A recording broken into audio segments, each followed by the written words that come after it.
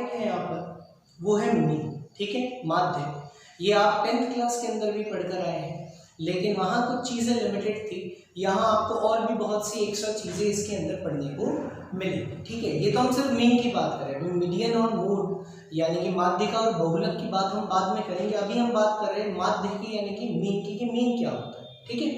तो देखो मीन का मतलब है एक ऐसी वैल्यू जो पूरी सीरीज को रिप्रेजेंट करती है, यानी कि एक ऐसा चर जो पूरी श्रेणी को एक तरीके से हम कह सकते हैं कि उसको रिप्रेजेंट कर रहा है, कि आपको पूरी श्रेणी को यानी कि पूरी सीरीज को आपको याद करने की जरूरत नहीं है, आपको इस चीज से कोई मतलब नहीं है कि उस श्रेणी में उस सीरीज में कितनी वैल्यूज थी, क्या क्या वैल्यूज थी, डजंट मैटर, आपको याद नहीं करना, आपको सिर्फ ये याद करना है आपको, यानी कि ये ज्ञात होना चाहिए, मीन पता होना चाहिए, माध्य पता होना चाहिए, आपको सीरीज पता हो या ना पता हो इससे कोई फर्क नहीं पड़ेगा। आप देखिए कैसे, इसको एक छोटे से एग्जांपल से देखते हैं, फिर उसके बाद अभी और भी कुछ चीजें पढ़ानी है आपको इसमें।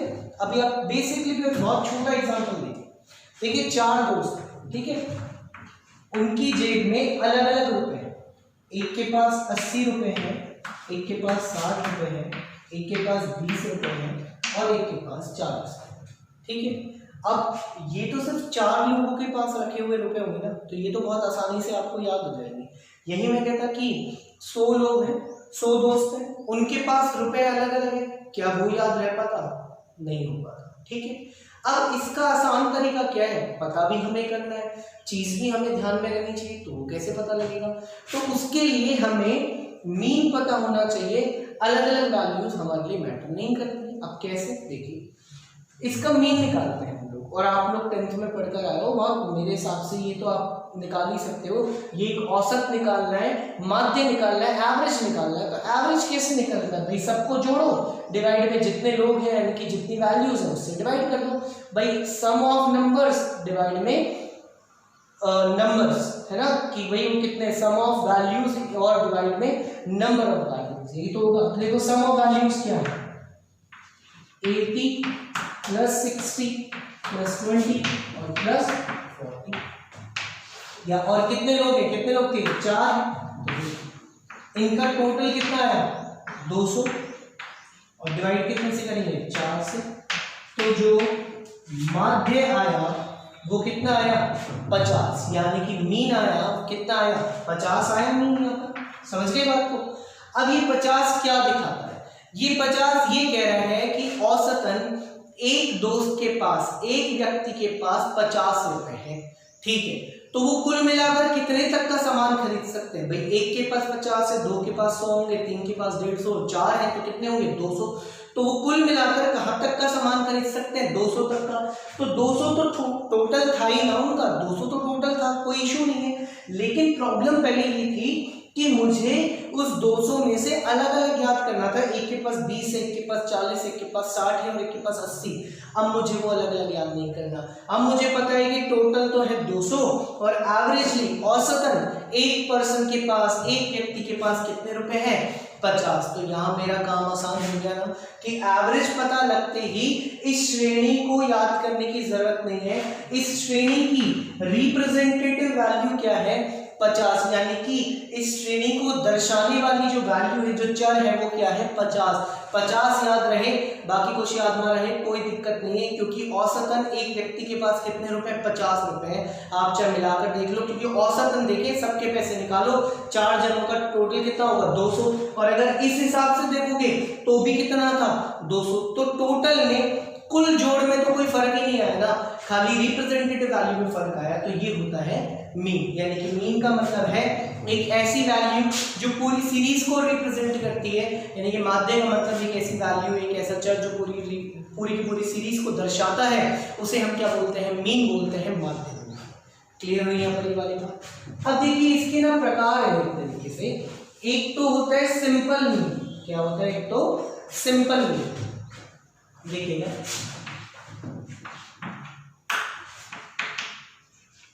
एक तो है सिंपल मीन और एक है वेटेड मीन, एक तो है सिंपल मीन और एक है वेटेड मीन। अब सिंपल मीन का मतलब है सरल माध्य या अभारित समांतर माध्य, और ये है भारित माध्य, समझ रहे हैं बात को, इंग्लिश में बोल रहे हैं तो सिंपल मीन है और वेटेड मीन है। और हिंदी में बोले तो ये तो हो गया सरल माध्य, ठीक है, समांतर माध्य, और ये हो गया भारित माध्य। हालांकि ये ज्यादा आता नहीं है अपने यहाँ पर, हमको जो डिटेल में स्टडी करना है वो ये वाली चीज करनी है, सिंपल मीन यानी कि समांतर माध्य हमें पढ़ना होगा। तो हम शुरुआत करते हैं यहाँ से समांतर माध्य से और उसके फॉर्मूले से, ठीक है। अच्छा, उससे पहले एक चीज और देख लीजिएगा, जो सीरीज है ना, सीरीज यानी कि श्रेणी, वो है 3 तरह की। कितने तरह की है? 3। एक है इंडिविजुअल यानी कि सरल श्रेणी। कौन सी श्रेणी? सरल श्रेणी। दूसरी है यहां पर डिस्क्रीट यानी कि डिस्क्रीट सीरीज का मतलब यहां पर क्या होगा? ये हो गई खंडित श्रेणी। कौन सी श्रेणी हो गई? खंडित श्रेणी। और जो तीसरी है वो है कॉन्टिन्यूअस यानी कि कॉन्टिन्यूअस का मतलब है सतत श्रेणी। तो ये 3 श्रेणियां हैं, इन तीनों में 2-2, 3-3 तरह के फॉर्मूले हैं, 2-2, 3-3 तरह की रीतियों से लगाए जाने वाले फॉर्मूले हैं। अभी हम जो पढ़ेंगे, हम बात करते हैं इंडिविजुअल सीरीज की। आज हम सिर्फ इतना पढ़ने वाले हैं, ठीक है। इसको हम डिटेल स्टडी करेंगे। एक बार ये चीज क्लियर होगी तो यहाँ पर आपको पढ़ने में कोई इशू नहीं आएगा, ठीक है। तो स्टार्ट करते हैं। तो अब यहाँ पर हमारा कैलकुलेटेड पोर्शन स्टार्ट होने वाला है, और कैलकुलेटेड पोर्शन में हम सबसे पहले पढ़ने वाले हैं कि मीन में जो इंडिविजुअल सीरीज होती है, कौन सी सीरीज? Individual series. हम ये पढ़ने वाले हैं, ठीक है। और इंडिविजुअल सीरीज के कितने मेथड पढ़ेंगे हम? 2। कितने तरीके हम पढ़ेंगे? कितने फॉर्मूले पढ़ेंगे? 2। एक तो है प्रत्यक्ष रीति यानी कि डायरेक्ट मेथड, और दूसरा है यहाँ पर लघु रीति यानी कि शॉर्टकट मेथड। तो हम सबसे पहले पढ़ने वाले हैं डायरेक्ट मेथड, उसके बाद हम पढ़ेंगे शॉर्टकट मेथड, ठीक है। अच्छा, और मीन का जो सिंबल है, अब जैसे आप बार बार क्वेश्चन में मीन तो लिखेंगे नहीं, उसको से उसके सिंबल को तो हमें पता होना चाहिए ना, कि जिससे हम उसके सिंबल के थ्रू मीन को रिप्रेजेंट करेंगे। तो मीन का जो सिंबल है वो है x बार। क्या है वो सिंबल? x बार, ठीक है। अब हम पढ़ते हैं इंडिविजुअल सीरीज क्या है और उसकी अलग अलग रीति। तो देखिए, इंडिविजुअल सीरीज यानी कि जिसमें सिर्फ x होता है और कुछ नहीं होता। तो देखिए, मान लीजिए जो वैल्यूज हैं, जो चर है वो कुछ इस तरीके से हैं। एक 10 है, एक 20 है, एक 15 है, ठीक है, एक 35 है, ठीक, और एक 30। कुछ इस तरीके से है चर। क्लियर हुई वाली? अब इसका हमें माध्य निकालना है। क्या निकालना है? इसका हमें माध्य निकालना है। तो हम बात करते हैं माध्य की। देखिए, 2 फॉर्मूले बताए मैंने आपको। कितने फॉर्मूले बताए? 2। एक तो डायरेक्ट मेथड यानी कि प्रत्यक्ष रीति, और एक शॉर्टकट मेथड यानी कि लघु रीति। तो हम सबसे पहले बात करते हैं डायरेक्ट मेथड की। देख लीजिए, यहाँ पर मैं लिख देता हूं, एक तो है डायरेक्ट मेथड और एक है शॉर्टकट, ठीक है। डायरेक्ट का जो फॉर्मूला है वो है सिग्मा x अपॉन में n। सिग्मा का मतलब आप समझते हो, इसका सिंबल का मतलब यानी कि जोड़। इसका मतलब क्या है? कुल जोड़। किसका? x का। x का कुल जोड़ यानी कि ये जो वैल्यूज है इनका टोटल क्या होगा। और n का मतलब होता है नंबर्स, यानी कि कितने नंबर से कितनी वैल्यूज है। तो कितनी वैल्यू है? 1, 2, 3, 4 और 5। समझे इस बात को? और जो शॉर्टकट है उसका फॉर्मूला को चेंज हो जाता है a plus sigma d upon में n। ये अभी आपको बताएंगे, पहले हम बात करते हैं डायरेक्ट मेथड। तो देखिए, डायरेक्ट मेथड की अगर हम बात करें तो यहां लिख देता हूं मैं, डायरेक्ट मेथड से मीन अगर हमें निकालना है तो फॉर्मूला हुआ सिग्मा x अपॉन में n। सिग्मा x का मतलब इसका जोड़। तो देखते हैं इसका जोड़ करते हैं, कितना हो? 10 और 20, 30 और 15, 45। कितना हो गया? 30 और 15, 45। 45 में अब हम क्या जोड़ते हैं? 35 जोड़ते हैं। तो कितना हुआ? 80, और 80 में जोड़ा 30, तो कितना हुआ? 110। यानी कि सिग्मा x कितना हो गया? 110। इसको जो हमने जोड़ा कितना हुआ? 110 हुआ। और n भी तो चाहिए हमें फॉर्मूले में, तो n का मतलब क्या होता है इसका नंबर्स, तो 1 2 3 4 और 5, यानी कि n कितने नंबर है यहाँ पर 5 नंबर है। कितने नंबर है 5। तो देखिए फॉर्मूला लगाते हैं, सिग्मा x, x का टोटल कितना है, x का टोटल अभी हमने निकाला 110, और ये जो नंबर्स हैं यानी कि n जो है वो कितना है, नंबर कितने हैं 5, तो भाग देंगे इसमें, कितना हो गया यहाँ पर ये 22, यानी कि आपका जो माध्य आया है वो कितना आया है 22 आया है। आपका जो मीन आया है वो कितना आया है 22। अच्छा अब एक बात, क्या 22 सही है? क्या इसमें से किसी के पास 22 है या किसी की वैल्यू 22 है? नहीं। तो फिर 22 सही कैसे? देखो ऐसा जरूरी नहीं है कि जो आपका आंसर आया है उसकी वैल्यू यहाँ पर आपको दिखे, लेकिन आप इसको चेक कर सकते हैं। चेक कैसे कर सकते हैं? इस श्रेणी की, इस सीरीज की सबसे छोटी वैल्यू कौन सी है? सबसे छोटी वैल्यू 10 है। कौन सी सबसे छोटी वैल्यू 10, और इस सीरीज की यानी कि श्रेणी की सबसे बड़ी वैल्यू कौन सी है 35। ठीक है, इनके बीच में 22 है या नहीं है, मतलब सबसे छोटी वैल्यू और सबसे बड़ी वैल्यू के जो बीच में, यानी कि जो आपका माध्य आएगा, आपका जो मीन आएगा, वो सबसे छोटी वैल्यू से लेकर सबसे बड़ी वैल्यू के बीच में होना चाहिए। अगर वो है तो आपका माध्य सही है, और अगर वो उस सबसे छोटी और सबसे बड़ी वैल्यू के बीच में नहीं है तो वो आपका माध्य नहीं होगा। इस बात को क्लियर करना, वो आपका मीन नहीं होगा। हालांकि 22 यहाँ पर हमें दिख नहीं रहा है, लेकिन हमारी सबसे छोटी वैल्यू और सबसे बड़ी वैल्यू के बीच में है यहाँ पर मीन। समझे इस बात को?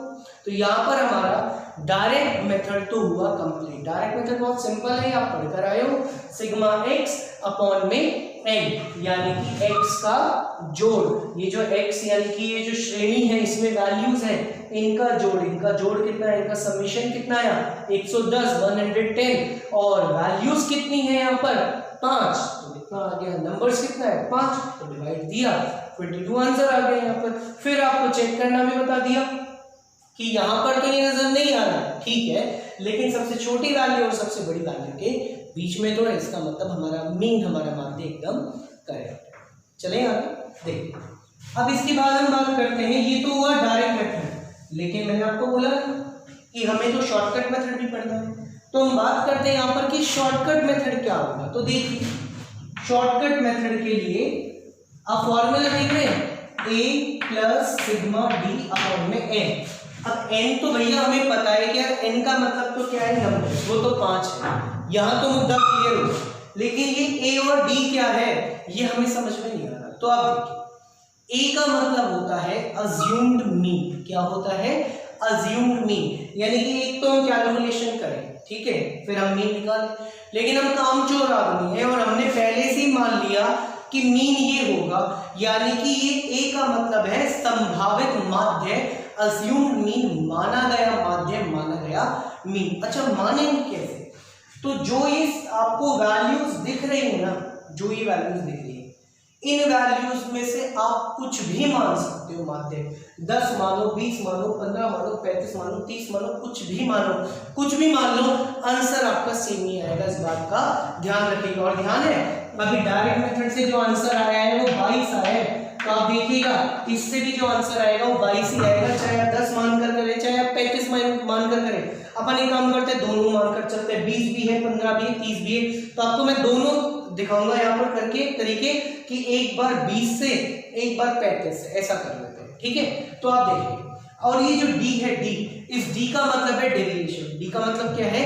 डेविएशन। डेविएशन ऐसे निकलेगा कि जो x है ना, x, उसमें से हम a माइनस करेंगे, यानी कि हमारा अज्यूम्ड मीन, संभावित माध्य माइनस करेंगे। कैसे? देखिए आप यहाँ पर देखिए, d का फॉर्मूला है x माइनस a।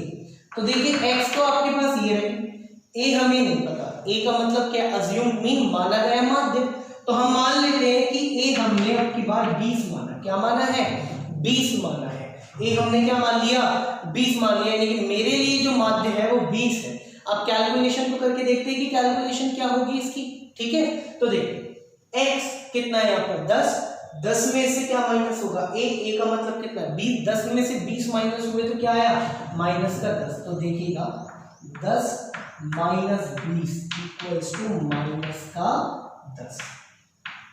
क्लियर हुई वाली बात, माइनस का 10 आया। 20 माइनस 20 कितना हुआ 0।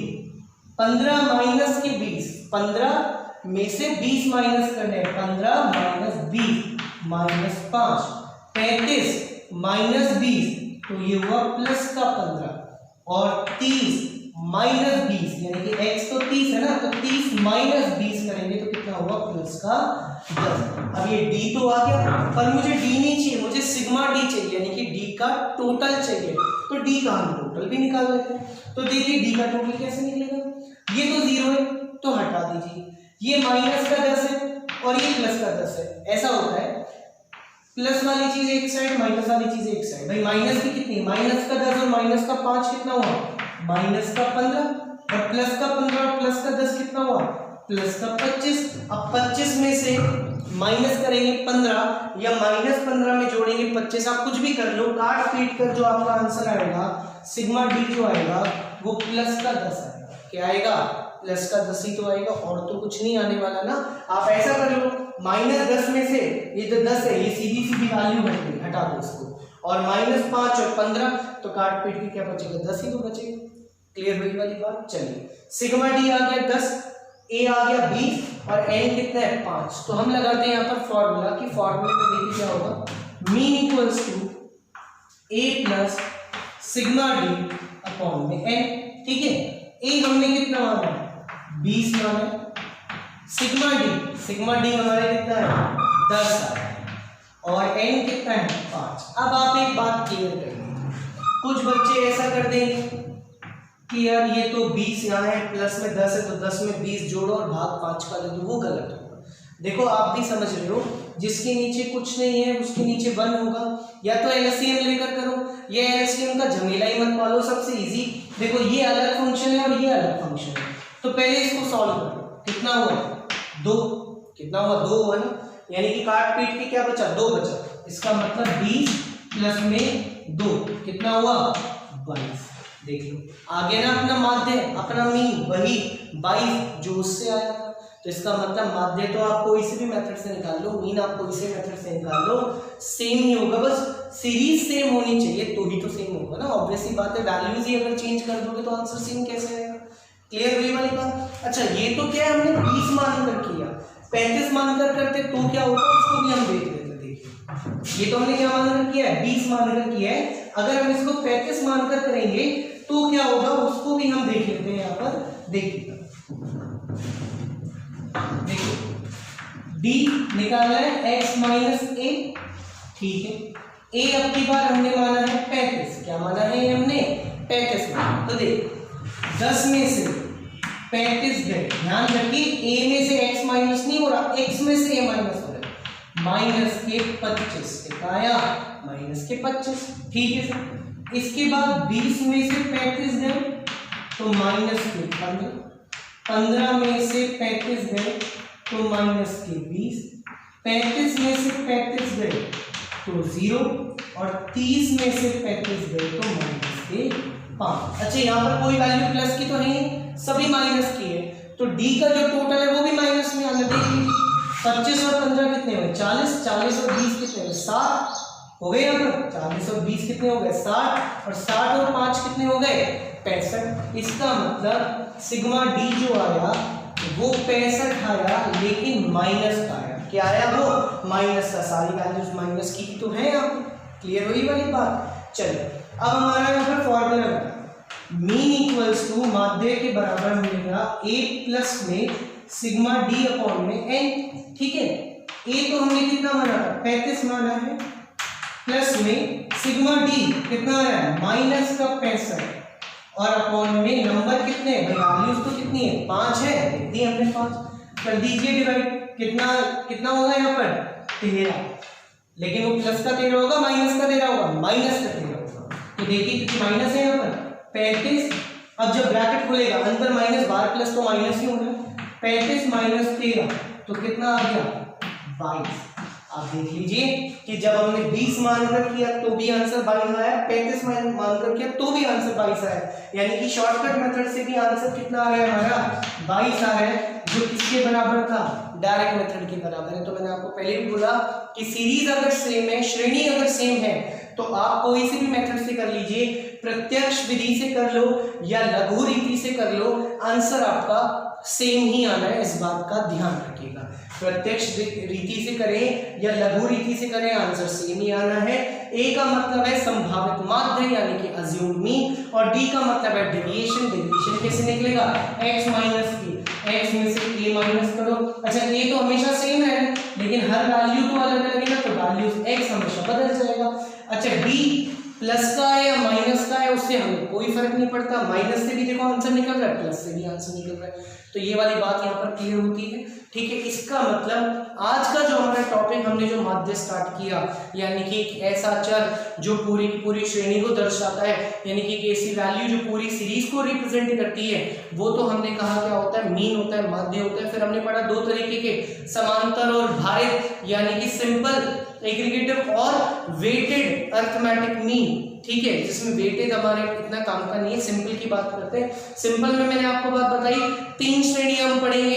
एक तो हम पढ़ेंगे सरल श्रेणी, ठीक है, एक हम पढ़ेंगे खंडित श्रेणी और एक हम पढ़ेंगे सतत श्रेणी। आज हमने बात की है सिर्फ सरल श्रेणी की, और सरल श्रेणी में कितने फॉर्मूले होते हैं, 2। कौन कौन से, डायरेक्ट यानी कि प्रत्यक्ष रीति और शॉर्टकट मेथड यानी कि लघु रीति। दोनों के फॉर्मूले आपके पास यहाँ पर हैं, इसे जरूर नोट डाउन कर लीजिएगा। आपको यहाँ पर एग्जांपल दे दिया, डायरेक्ट मेथड से भी करवा दिया, शॉर्टकट से भी करवा दिया, और शॉर्टकट में भी 2 अलग अलग वैल्यूज से करवा कर देख लिया। और फिर भी अगर किसी का डाउट क्लियर नहीं हो रहा है तो वो 10 और 35 के अलावा कोई और वैल्यू भी डालकर यहाँ पर और फिर कैलकुलेशन करके देख सकते हैं, आंसर 22 ही आए। ठीक है, तो ओके क्लास, आज हम इतना ही पढ़ते हैं, बाकी नेक्स्ट लेक्चर अपना नेक्स्ट क्लास के अंदर मिलेगा। शुक्रिया, इसे देखिएगा जरूर और इसे समझने की कोशिश कीजिएगा। ठीक है, अच्छे से इसको पढ़ना, ज़्यादा टफ टॉपिक नहीं है, 10 तक पढ़कर आए थे, कुछ नई चीज़ें ऐड हो गई होंगी, ठीक है, वो आपको देखनी होगी यहाँ पर, और इसे नोट डाउन जरूर कीजिएगा अपनी नोटबुक के अंदर, फेयर रफ जो भी आप बनाना चाहें उसके अंदर, ताकि, और कैलकुलेशन ज़रूरी है, कैलकुलेशन बहुत ज़रूरी है इसके अंदर। कि आज तो मैंने आपको कोई क्वेश्चन नहीं दिया, आज तो अपने सिर्फ ये पढ़ा है, कल जब अपन देखेंगे नई वाली सीरीज खंडित श्रेणी यानी कि डिस्क्रीट सीरीज, फिर आपको घर पे क्वेश्चन की प्रैक्टिस के लिए 1-2 क्वेश्चन मैं नोट डाउन करवाऊंगा, वो प्रैक्टिस से आपको क्लियर हो जाएगा कि हमें आ पाया है नहीं आ पाया समझ में। ठीक है, ओके, थैंक यू।